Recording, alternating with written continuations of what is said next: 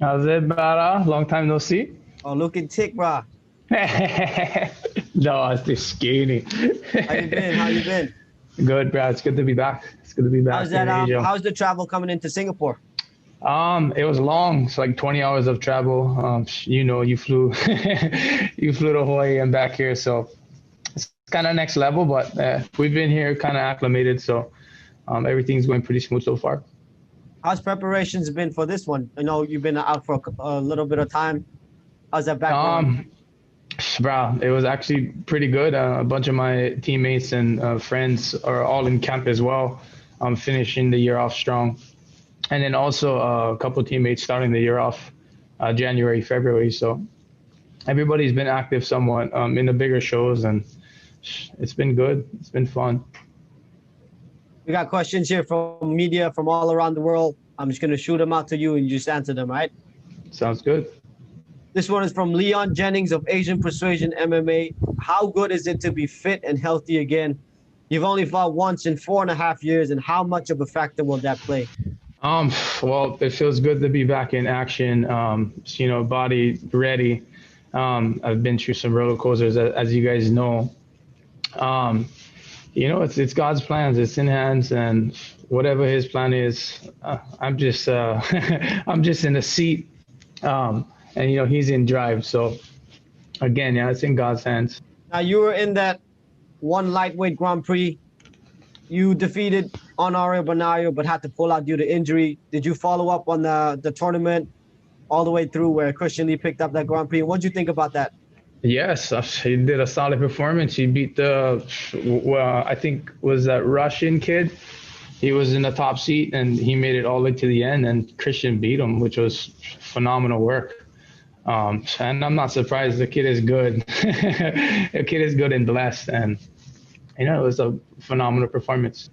1 second, we gotta remind the media who's joining us that if you want to ask questions to Lowen, please type in the Zoom chat box and direct it to the host, Tammy Chan. That way I can read them out. All right. Like you said, you got another Hawaiian champion at the lightweight division. Spoke about his skills. You guys ever cross paths in Hawaii? Nah. I've actually watched him wrestle. My younger brother and him is similar age, so I watched him grow up. I watched him fight, and I'm a fan. Their family is phenomenal athletes and phenomenal martial artists. And like I said, I got to see the kid grow up, so quite interesting. We got a question here now from Fight Game Asia. You exited the Grand Prix very early last year due to health issues. Is that all settled now? Or are you at 100%? No one's ever at 100% in my opinion, but through the grace of God, I'm here today and I'm cleared and able to compete. So that's where I'm at. Now we're going to speak about this matchup a little bit. You're going up against the former one featherweight world champion, Marat Gafurov. He's a menace on the ground. What's your game plan going to this one? Tune in and find out. We've been training a little bit of everywhere. As always, bettering every aspect of the MMA game. And like you mentioned, the guy's a former world champ, phenomenal on the ground. Objective is to win in any fashion. It don't matter to me. Just come out victorious. We spoke to Marat yesterday, and he spoke about wanting to keep this one on the feet. Is that surprising to you? No, not at all. I mean, again, we all have a plan until it comes, and you never know. Nothing is for sure. Yeah. Question here from Carlo Quinto. Marat Gafurov is the former one featherweight world champion. What can you say about this game, and do you think he's a dangerous matchup for you? Oh, definitely. In my opinion, the matchmakers did a phenomenal job. We have similar strengths. The guy has a little bit more experience. He's been more active, so in somewhat, he's got the advantage. But I'm here. I'm undefeated. I'm plan to stay undefeated, and how would you call it? The game is always to come out victorious. So follow-up question from Carlo Quinto. Do you think he can handle his submission game? We'll find out. I wouldn't be if I didn't think I could. This is only Marat's second bout at lightweight. His debut didn't go that well at lightweight. He lost to Yuri Lapicus in the first round. What do you think about that one? I saw that. It was pretty fast. It was very surprising as well. I don't know much about his opponent, but for him to come out victorious in that fashion, that's a good way to that's a good way to take out a former champ. 4.5 years is a long time. You tell us what you've been working on in that time. Health. That's all it is. Getting the body right. I may look top shape, but internally, you don't know what's going on in there, and I've been figuring it out.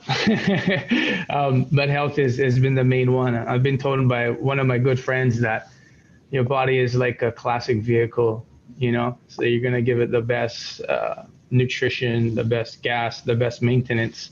Without that, it'll just deteriorate and it'll be an old car. Yeah, tell us a little bit about that. How did you get yourself back into that space where you could train again, where you could compete again? What was the shift for you? Well, I got an autoimmune disease. It's basically a field of different like inflammation, arthritis, and it attacks your joints. So it was attacking all sorts of joints. Everybody's different. It's kind of some up in the air still, kind of like COVID. You know, they don't know the full they don't know the full answers to everything. But a lot of trial and error, guinea pig stage, trying different diets, seeing different doctors, seeing every doctor you can think of. And I found a nutrition plan, did a specific blood test, and a lot of prayer. And somehow, some way, my symptoms kind of flatlined, and it stayed pretty steady, and I was able to train and get up and do my normal functions with a smile. And thank the Lord, I'm here today, baby. I'm able to compete again. Let's go. Yeah, bro. I'm so happy to hear. So happy to see you back on the card when I saw it. Hawaii's got a big culture of fighting. A lot of great fighters coming out of them, yourself included. A lot of boys in your gym are all top level. Can you tell us why Hawaii is such a hotbed for talent? I don't know why, but I support everything you just stated. I mean, you look at the two champs, the lead champs, they may be representing Singapore, but they live in Hawaii. Even Angela's husband. You know, we got a bunch of UFC fighters, like you mentioned, my teammates, a bunch of hammers. I don't know what it is. Maybe it's the food, the water, the culture. I'm not too sure. We just got a lot of hammers and animals. Now you call yourself the Hammerhead Dolphin. Tell us about that. How you get that name? How you become the Hammerhead Dolphin? Hammerhead Dolphin was just some names you created as kids, and I don't know how, but it stuck out. And we create all different things or different, you know, in your groups, you get your little sayings and jokes, and for some reason that just stuck. So I use it. I like it. It should be a full time. That thing's classic, huh? We got a question here from Mia Miranda. You're fortunate to live in one of the most beautiful places in the world. How was your experience dealing with COVID and the lockdowns, and how did it affect your training and personal life? For us, I'll second that. Probably the most beautiful place on the planet. I love Hawaii. With COVID, though, it has affected a lot of small businesses. All our gyms are closed.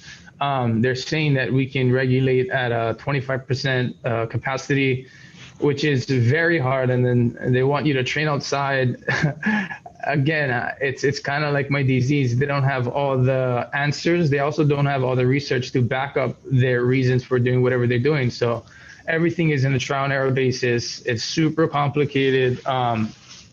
This whole quarantine, we've been just surfing and, you know, getting in training wherever you can, at home, garage, kind of like old school style, caveman style, and just enjoying the beach. The rules and the regulations is complicated everywhere. So you got to kind of just find your path and see what you can get away with. Go with the flow a little bit, huh? Exactly. Yeah, go with the flow. You've been in one championship for a long time now. The divisions and the talent in the organization has grown a lot. What do you think about that? Bro, they're making big moves, picking up some big names. Getting way bigger and more exposure. I'm just happy to be a part of the team, man. One championship is making moves. Question here from Miran Jamo. what do you think are Gafurov's biggest weaknesses that you can capitalize on? So he's a former champ, and he wins in dominating fashions. I'm impressed, and I'm stoked to have a solid opponent like this. And like I mentioned earlier, we have similar strengths. So hey, tune in fight day, styles make matches, and that's the only way we're gonna find out. Yeah, it's going to be an incredible one. This one next is from Fight Game Asia. After bowing out of the tournament early, what was it like watching the lightweight Grand Prix from the sidelines? Do you have any regrets? Negative, no regrets. You cannot predict any type of injuries. That's just freak stuff that happens. Again, it's God's path. He wouldn't give me a battle that he didn't think I could take over or overcome, and it's not in my control. So. It is what it is. This one's a follow-up from Fight Game Asia. Do you feel like you could have done well against some of the guys who reached the finals, like Eddie Alvarez, Dagi, Christian Lee? Well, I'm back in action, so we're in the fight game and we haven't fought, so we probably will fight in the future. So all of that is irrelevant. Not to jump ahead, is there anyone specifically that you're looking to compete against just to test yourself or something? Nah, this guy right there, right in front of me. This guy I'm about to compete with on Friday. This is the next opponent. It's the face, and let's take on this challenge. 2020 has been a rough year for a lot of people. What's the biggest takeaway from you? Takeaway meaning? Like what you learned the most about this year, 2020? Family, bro. So many people in the beginning was complaining about work and and money, and then a lot of people realized and learned that we don't need all of this crazy stuff. We don't need all the extravagant money and diamonds and clothes. Literally all you need is your family, the Lord. We got outdoors. Life is so simple. We make it complicated. And in a way I kind of enjoyed the quarantine because the rest of my family was off, and this is my normal lifestyle. I train, I surf, I do what I want every day. So it's kind of a normal thing, but a lot of people got a taste. But it's been long. It's been long enough, and smaller businesses are paying. So I hope that the world gets to move on and we get answers, or we get to figure out a solution to all the craziness that's going on. Can you tell us a bit about your experience coming to Singapore, from the flights to COVID testing and all the protocols and restrictions? Does it add extra difficulty on you physically and mentally preparing for this one? Definitely. I was somewhat surprised, but at the same time not. I know it would be strict, and there's different tests and stuff and guidelines that we gotta take, but man, it's been next level. Lockdown, it's kind of like a prison. Not much outdoor, and we're used to being at least outdoor, whenever we want to back home. So it's a little different. Other than that, they've been accommodated. Breakfast, lunch, dinner, training, and whatnot. They got everything strict, but pretty laid out. So again, it is what it is. What's the protocols flying back to Hawaii? You got to do a quarantine or no lockdown? I believe I'm not too sure the updates on the Hawaii regulations. I'm pretty sure that there's a pre-test. If you take the pre-test and it's negative, then you don't got to quarantine. But I will maybe not the full 14, but for at least a couple of days, regardless, before I see my family and whatnot. Christmas is coming up, so you don't want to get nobody sick, especially with you never know.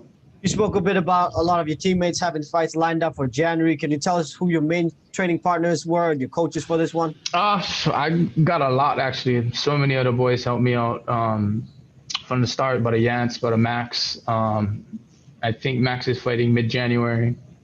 My brother, my coach right now, Lowen Tynanes, he's here with me.